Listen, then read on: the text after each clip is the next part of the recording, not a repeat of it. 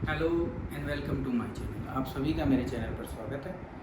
11वीं class business study के topic को हम कर रहे हैं और लास्ट की वीडियो तक जो हमने 2 वीडियो अभी करी उसमें हमने बेसिक बिजनेस कंसेप्ट सीखा। व्यवसाय क्या होता है, साथ ही साथ जो उसके 2 प्रकार हैं, एक उद्योग जिसको हम इंडस्ट्री कहते हैं वो हमने कर लिया था। तो आज जो हम अब करेंगे वो कॉमर्स करेंगे। कॉमर्स का मतलब वाणिज्य, ठीक है। तो दोनों में डिफरेंस क्या है कि वहाँ पर मैन्युफैक्चरिंग हो रही है कि चीज़ों का उत्पादन हो रहा है, इसमें इंडस्ट्री में। यहाँ उत्पादन नहीं होता कॉमर्स के अंदर। तो फिर कॉमर्स में क्या होता है, अगर आप कॉमर्स में देखो तो पहले चीज़ों को बाय किया जाता है, बाय करने के बाद उनको सेल किया जाता है। तो यहाँ चीज़ों को बनाया नहीं जाता, यहाँ पर चीज़ों को खरीद कर बेचा जाता है। अब अगर इस मीनिंग की बात करें तो commerce include all those activities which are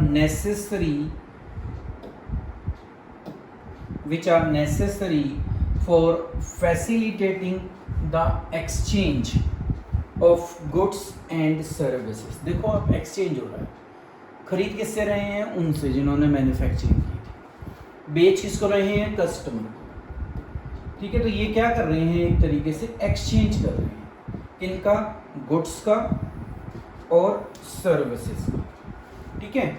वही हमने हिंदी में लिखा हुआ है। क्या होता है? सेवाओं का आदान प्रदान किया जाता है, वस्तुओं और सेवाओं, ठीक है। तो ये मीनिंग था इसका, यहाँ पर आदान प्रदान होता है। आगे चलते हैं, कुछ और चीजें समझते हैं। तो कॉमर्स क्या करती है? Commerce provide the necessary link. ये लिंक है, जोड़ती हैं। किसको जोड़ती हैं? प्रोड्यूसर को, जिसको हम उत्पादक कहते हैं, ठीक है। ये रहा उत्पादक। और किसको जोड़ रहे हैं? कंज्यूमर, क्योंकि उनको बेच रहे हैं। तो उपभोक्ता और उत्पादक को जोड़ने का काम कॉमर्स के थ्रू हम करते हैं।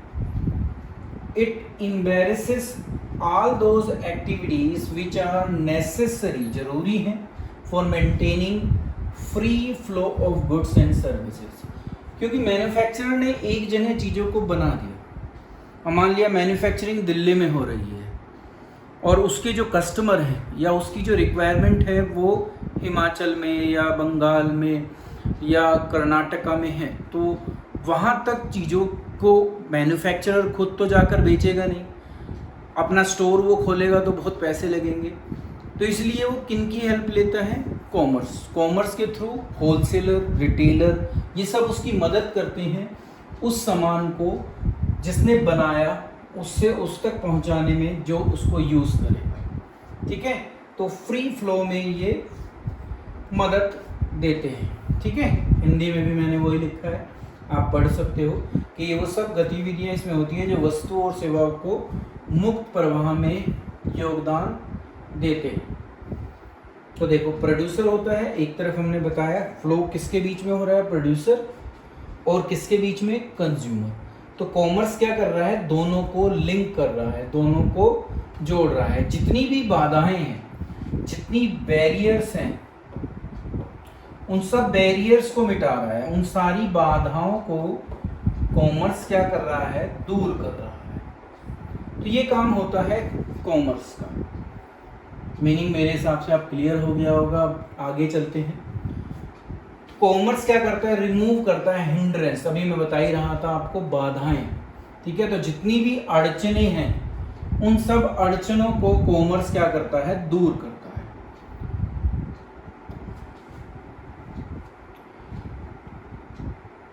क्या क्या अड़चने हैं और उनको कैसे दूर किया जाता है, मैं आपके सामने रख रहा हूँ।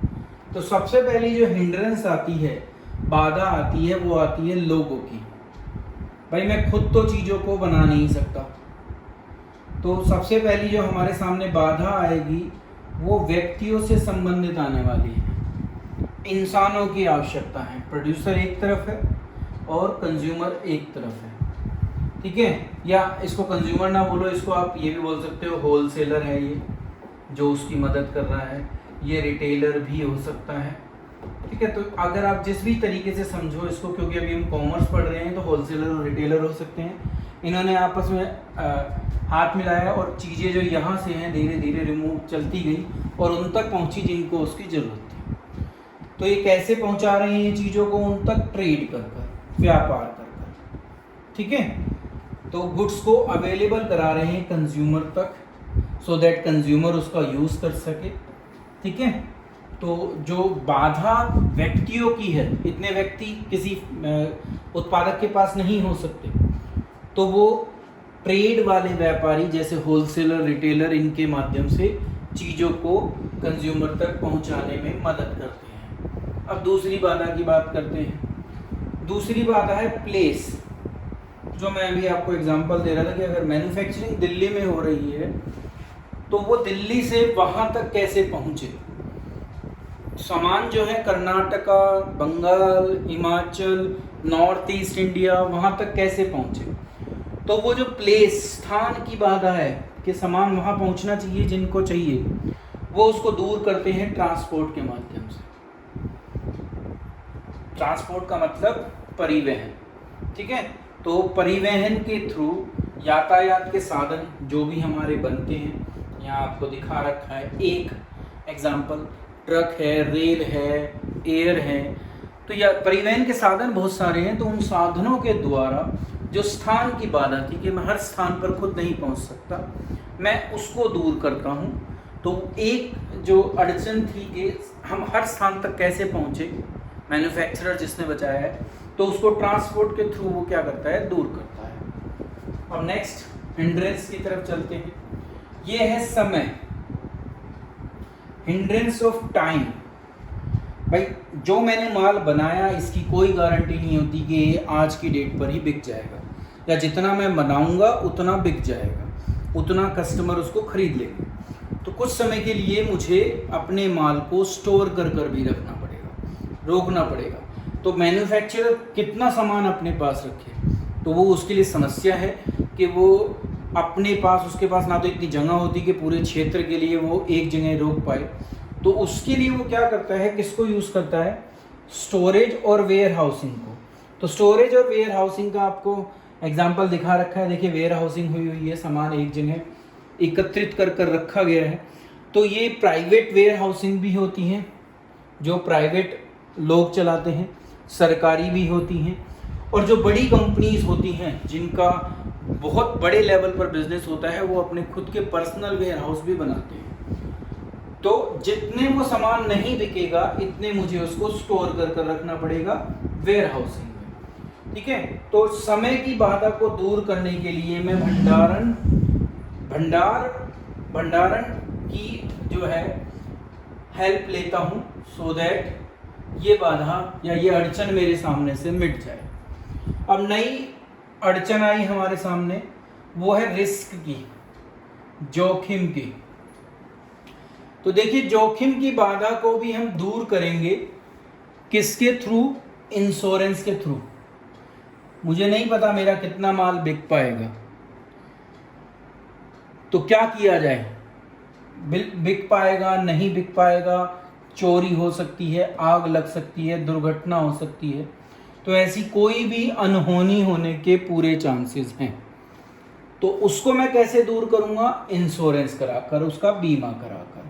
तो बीमा के माध्यम से मैं जो अड़चन है रिस्क की, उस रिस्क को, देखो ये चीज़ आप याद रखना, यहाँ पर सिर्फ रिस्क मिनिमम होगा, आप उसको मिनिमाइज करा सकते हो, पूरी तरह से ख़त्म नहीं करा पाओगे। तो मिनिमाइज हम किससे करते हैं, इंश्योरेंस के थ्रू। तो ये बाधा भी हमारी दूर होती है इसके थ्रू।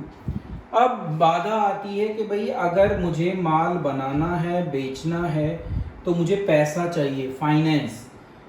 तो ज़्यादातर जो बिजनेस हैं वो क्या करते हैं, उनके पास इतना पैसा नहीं होता, या ज़्यादातर बिजनेसमैन अपने खुद के पैसे से बिजनेस नहीं करते, तो वो फाइनेंस करते हैं, उधार लेते हैं, फाइनेंसिंग करते हैं। तो कहाँ से मिलता है उनको उधार, बैंकिंग से या कोई और जो फाइनेंशियल इंस्टीट्यूट है, वो उनको जो डिफरेंट एक्टिविटी उनको अपने बिजनेस में करनी है उसके लिए उनको पैसे की जो उपलब्धता है वो कराता है बैंक, मैंने आपको दिखा रखा है।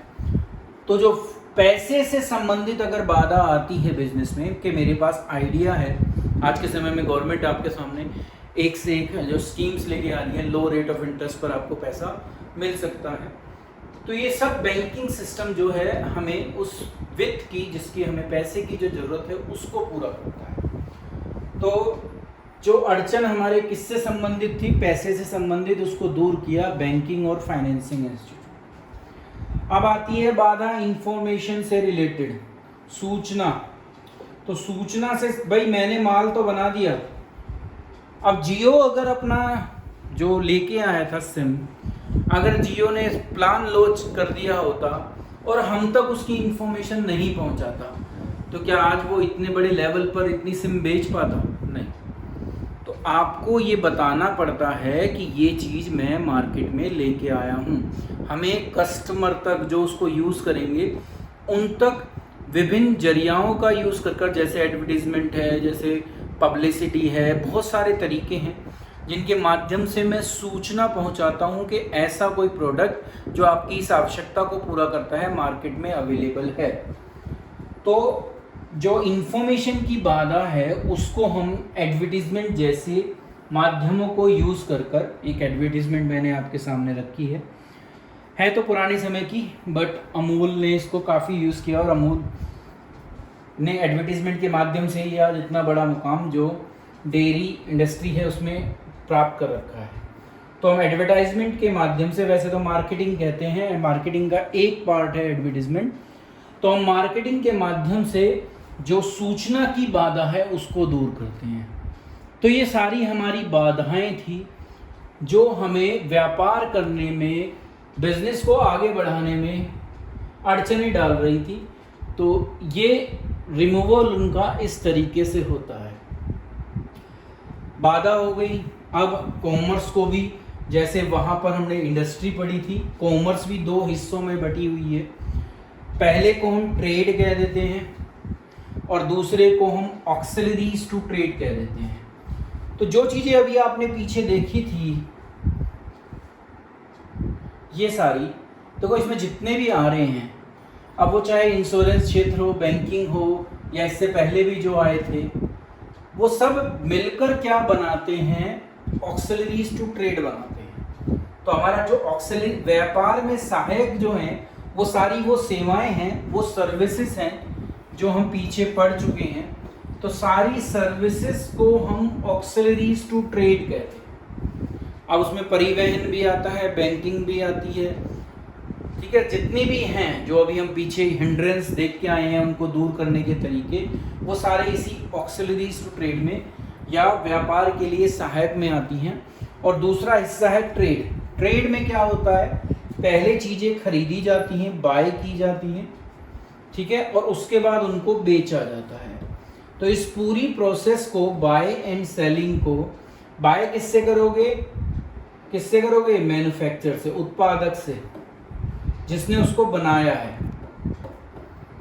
इससे हम खरीदते हैं और बेचने का काम, अगर मैं एक सिंगल में देखूं तो कंज्यूमर तक वो पहुंचना होता है।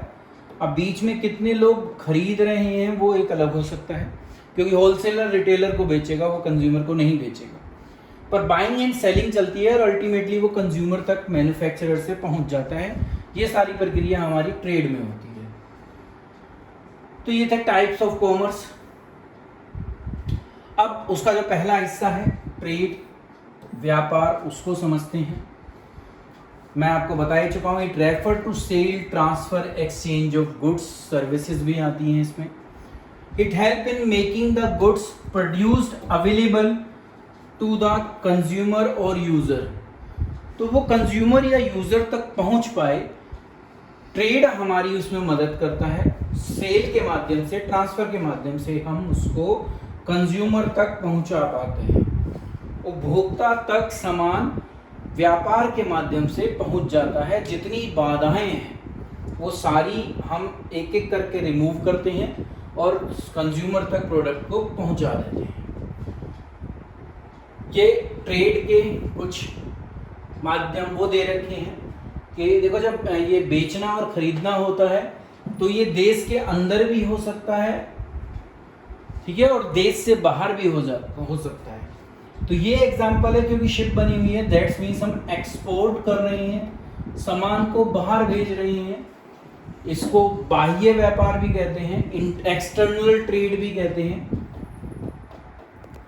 एक्सटर्नल ट्रेड अभी आगे ये हम पढ़ेंगे डीप में। और ये होता है जब हम अपने कंट्री के अंदर बेचें, तो इसको कहा जाता है इंटरनल ट्रेड।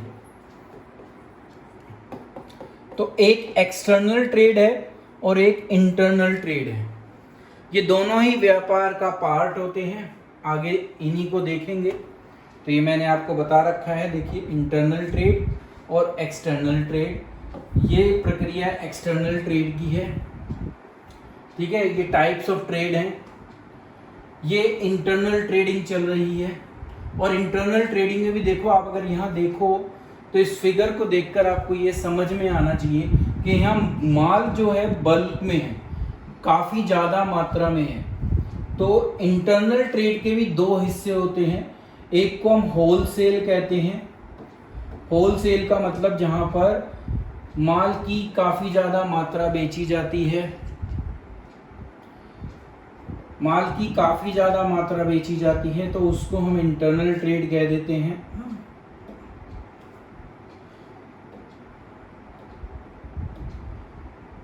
तो ये है होलसेल।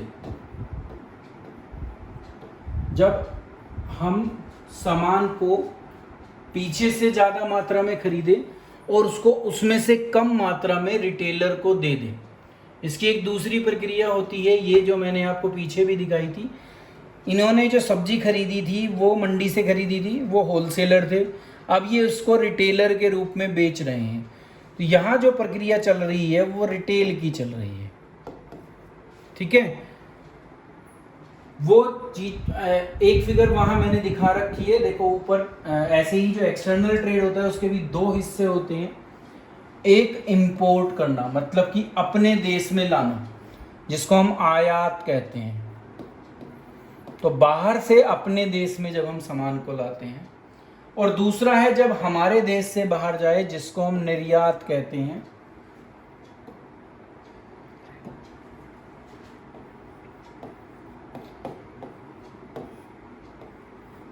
जिसको इंग्लिश में एक्सपोर्ट कहा जाएगा। तो एक्सटर्नल ट्रेड के दो हिस्से हैं, इंपोर्ट और एक्सपोर्ट। इंटरनल ट्रेड के दो हिस्से हैं, होलसेल और रिटेल। ये पूरा ट्रेड है और ट्रेड के प्रकार हैं। आगे हम इनको, वैसे तो पूरे चैप्टर्स हैं इन पे लास्ट में जाकर, तो जब हम डीपली पढ़ेंगे, अभी थोड़ा थोड़ा समझ लेते हैं। तो आंतरिक व्यापार सबसे पहले हमने देखा था, क्या क्या था, होलसेल ट्रेड और रिटेल ट्रेड, ठीक है। थोक में व्यापार और खुदरा व्यापार। सबसे पहले होलसेल ट्रेड की बात कर लेते हैं। इंटरनल ट्रेड के पार्ट हैं ये, ठीक है। इंटरनल ट्रेड क्या होता है वो यहाँ पर बता दिया। इंटरनल ट्रेड जो है डोमेस्टिक या होम ट्रेड को कहते हैं, ये मैं आपको बता ही चुका था। जहाँ पर बेचना और खरीदना जो है वो देश के अंदर हो, तो वो कहलाता है इंटरनल ट्रेड। तो ये with in the geographical boundaries of a country होता है। जब देश की सीमा के अंदर हम पहले खरीदना और फिर बेचने की जो प्रक्रिया को पूरा करते हैं, तो वो आंतरिक व्यापार कहलाता है। वो हिंदी में भी लिखा हुआ है कि देश की भौगोलिक सीमाओं के भीतर वस्तुओं और सेवाओं को खरीदना और बेचना क्या कहलाता है, आंतरिक व्यापार कहलाता है। दो प्रकार हैं, वो मैं आपको बता ही चुका हूँ। पहला होलसेल ट्रेड है। होलसेल ट्रेड का मीनिंग आ गया। तो wholesale trade is concerned with buying of goods from manufacturer, जिसने बनाया उससे खरीदें,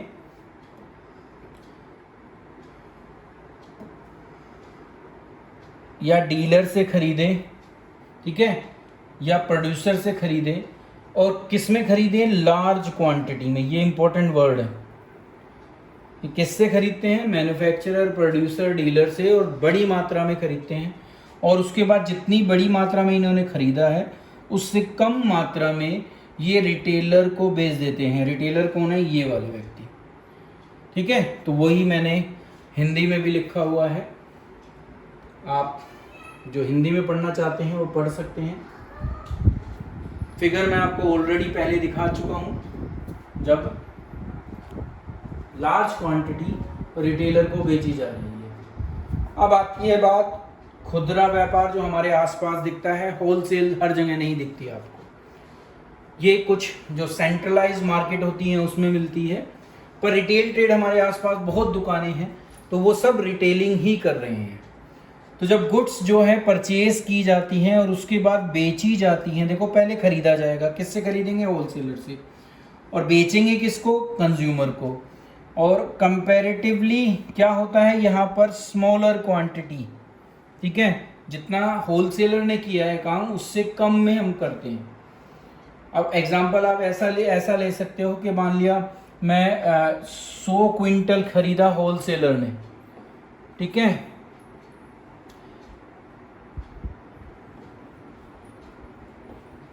अब जब मैं 100 क्विंटल खरीदता हूं तो रिटेलर को मैं अगर 10 क्विंटल कर करके 10 हिस्सों में बेचता हूं तो रिटेलर के पास कितना जाता है? सिर्फ 10। अब 10 क्विंटल में रिटेलर क्या करता है? वो तो किलो में बेचता है, किसी को 5 किलो बेच रहा है, किसी को 10 किलो बेच रहा है, किसी को 15, इतना ही लोग खरीदते हैं। 1-1 किलो की भी बात होती है और कई चीज़ों में तो ग्राम में भी पहुंच जाता है। तो यहाँ पर जो मात्रा बेची जाती है वो और कम हो जाती है। होलसेलर कम में, होलसेलर ने 100 kg खरीदा, किससे? मैन्युफैक्चरर से। तो इस तरीके से इसकी क्वांटिटी चलती है। इसका एग्जांपल भी मैं आपको पीछे दिखा चुका हूँ, जब हमने देखा था ये वाला एग्जांपल, क्योंकि वही पिक थी मेरे पास, मैंने वही उसको यूज़ कर लिया। ये थी पूरी हमारी इंटरनल ट्रेडिंग, जब हम देश के आंतरिक सीमाओं के अंदर, भौगोलिक सीमाओं के अंदर काम करें। अब चलते हैं हम दूसरे पार्ट पर, जो एक्सटर्नल ट्रेड है। पहले एक्सटर्नल ट्रेड का मीनिंग समझ लेते हैं, ठीक है। एक्सटर्नल ट्रेड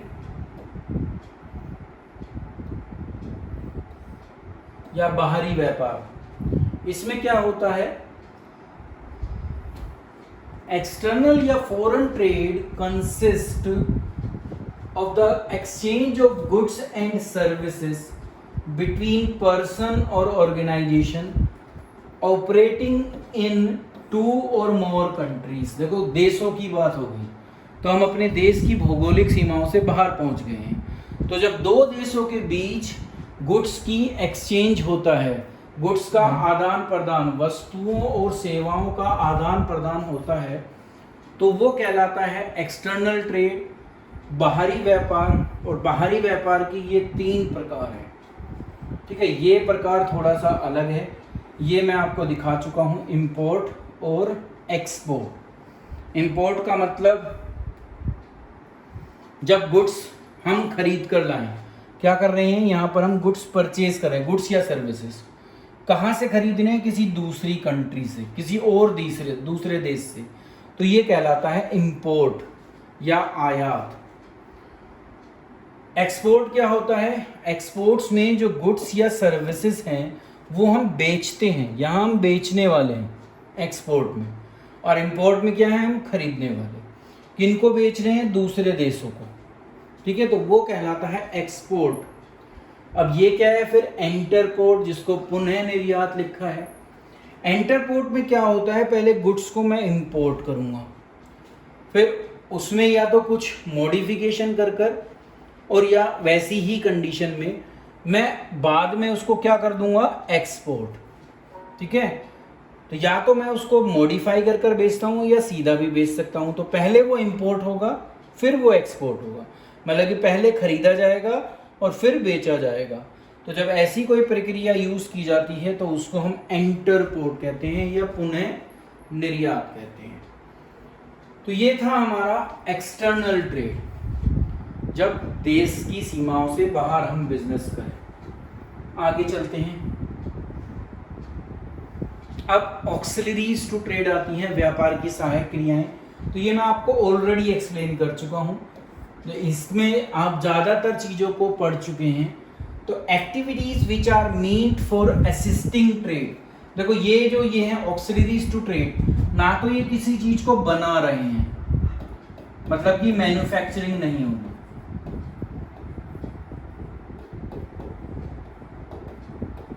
ठीक है, और ना ही ये खरीद कर बेच रहे हैं। खरीदना और बेचने की जो प्रक्रिया है जिसको हम बाइंग एंड सेलिंग कहते हैं, ये भी नहीं होता इसमें। ये काम तो किसमें था? इंडस्ट्री में।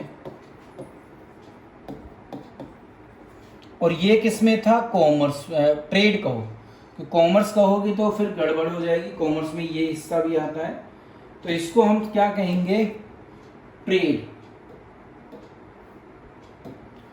ये आपको याद रखना है, ये ट्रेड है। तो ये दोनों ही काम हमारे ऑक्सिलरीज टू ट्रेड में नहीं होते। तो इसमें क्या होता है? इसमें सिर्फ वो असिस्ट करते हैं। असिस्ट का मतलब क्या करते हैं? सिर्फ अपनी सर्विसेज देते हैं, चीजों को बनाते नहीं हैं, ना ही खरीद कर बेचते हैं। तो इसमें सारी वही गतिविधियां आपको मिलेंगी जो सिर्फ व्यापार में सहायता करेंगी, किसी चीज को बनाएंगी नहीं। तो ये मैंने आपको बता दिया, देखो सर्विसेज होती हैं, इसके अंदर सेवाएं दी जाती हैं। तो ये इनका काम सिर्फ जो हैं, जो वो हिंड्रेंस हमने देखी थी, बाधाएं देखी थी, अड़चने, तो व्यापार में अड़चने ना आए उनको दूर करने के लिए ये अपनी सेवाएं देते हैं, ठीक है। तो इसमें वो सारी गतिविधियां आमतौर पर सेवाओं के रूप में संदर्भित किया जाता है, क्योंकि ये जो क्या करती हैं, उद्योग में बता चुका हूँ, इंडस्ट्री, व्यापार, ट्रेड में बता चुका हूँ, तो उनमें जितनी गतिविधियां होती हैं उनको सुविधाजनक बनाने में अपना योगदान देते हैं, बाकी इनका कोई काम नहीं है। अब वो सारी फिगर्स एक एक करके आती रहेंगी जो ऑक्सिलरीज टू ट्रेड में है, तो मैं एक बार ये मिटा दूं जिससे आपको वो आइडेंटिफाई हो सके, आप समझ सके उनको। देखो पहला ट्रांसपोर्ट था, सर्विसेज जो हमने देखी थी, तो सेवाएं ट्रांसपोर्ट की होती हैं। बैंकिंग दूसरी सर्विस है जिसको मैं बता चुका हूँ। ट्रांसपोर्ट से क्या होता है? स्थान की जो प्लेस की हिंड्रेंस थी वो दूर होती है, उससे फाइनेंस, वित्त की दूर होती है, ठीक है। ये कोई भी चीज़ न बना नहीं रहे और ना ही किसी को खरीद कर बेच रहे हैं। ऐसे ही इंश्योरेंस वाले भी ना कुछ बनाते ना कुछ खरीद कर बेचते, क्या करते हैं? बीमा, जोखिम को कवर करते हैं, रिस्क को कवर करते हैं।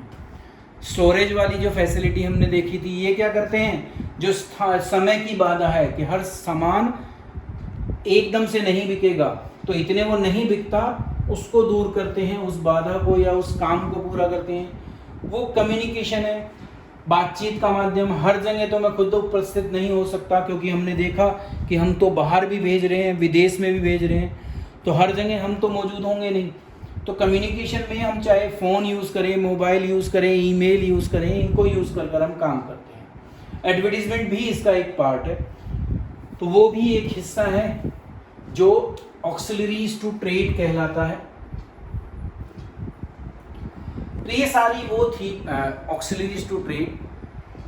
जो कॉमर्स वाला टॉपिक था वो यहीं तक था, क्योंकि वाणिज्य के अंदर यही दो चीज़ें आती हैं। इस वीडियो के माध्यम से मैंने आपको बताया कि वाणिज्य में काम कैसे होता है। अब हम दो टॉपिक इसमें रह गए हैं, वो नेक्स्ट वीडियो में करेंगे। अधिक से अधिक चैनल को देखें, दूसरे बच्चों तक शेयर करें अगर आपको वीडियो अच्छी लगी हो। Thank you.